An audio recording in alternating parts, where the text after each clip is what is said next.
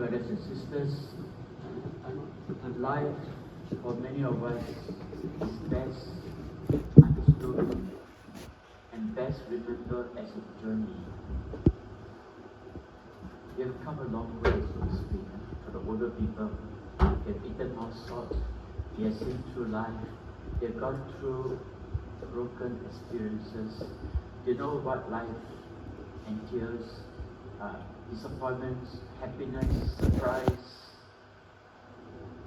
anything but best seen as life is a journey. It is going away. It is not here to stay. Everything seems to be passing away. Even when we describe someone who went before us, he had passed on. He has passed away. But perhaps that is true. Our whole life must be seen in the context of a past over. When we came from the mother's womb, it was a past over from the comfort of a mother's womb in darkness, everything taken care of, to one that faces the reality of life, and we start crying out loud with two hands clenched, sign of insecurity. So that from now onwards, this is mine. I will not let go. This is mine. I will never let go. A sign of insecurity. No one has come from the mother's womb like that. I don't think any baby ever come from the mother's womb, two hands clenched, raised. So we know what that means.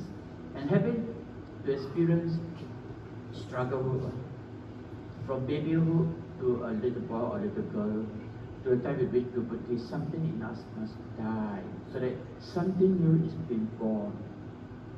As we die to the comfort of inside our mother's womb, everything is taken care of, to one that strikes us hard about survival.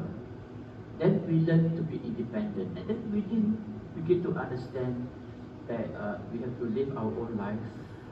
We have to detach, so to speak, and we have to take stock of our own lives, and we begin to die to this familiarity, to something that we are very unfamiliar with, so that this whole process of dying, rising is a norm.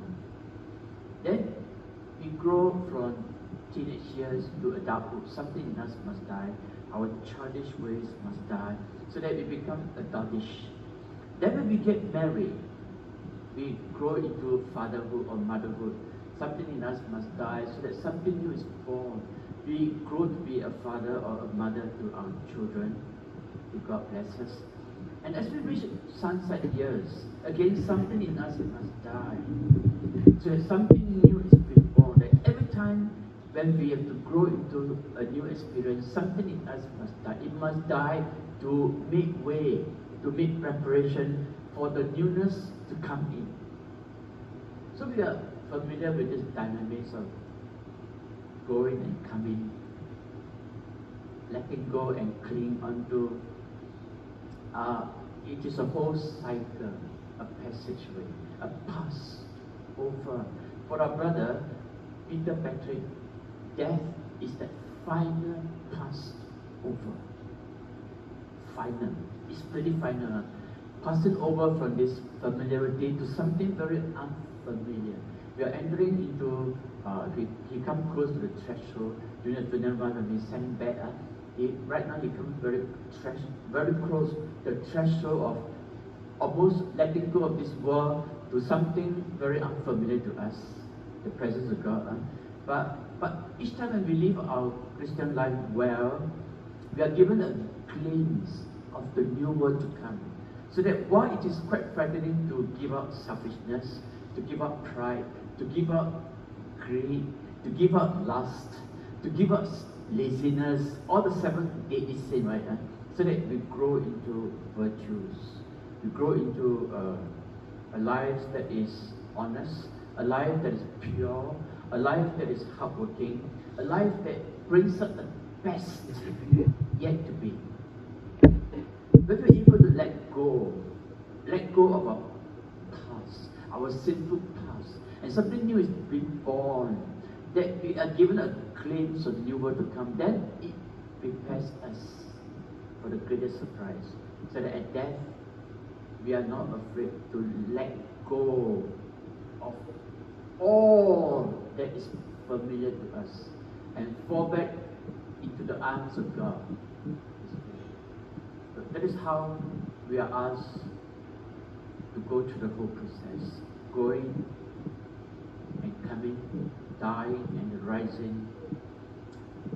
We pray for our brother Peter, who has now gone for us. We pray for ourselves who are left behind. We have to struggle without him in our lives, but life must go on. We will meet new friends, we will have new encounters, new experiences, provided we really want to grow in our spiritual life, so that when the hour comes for us to let go of the familiarity, we are all prepared to let go. This world is passing away. There is nothing good about this world. It makes us all slave to our way of life. We are slave to money, we are slave to greed, we are slave to lust, we are slave to laziness, cheating, dishonesty, I don't know what, prejudice, biasness, you name it, and we are all slaves to it. But in order for us not to be enslaved, we have to encounter Jesus. We learn to let go, and we learn to cling on to the promise of eternal lives that will shape us, configure us, make us God-like, so to speak. Going forward now, we pray for one another that we be encouraged by the love of God to walk that passage way and turn it into a task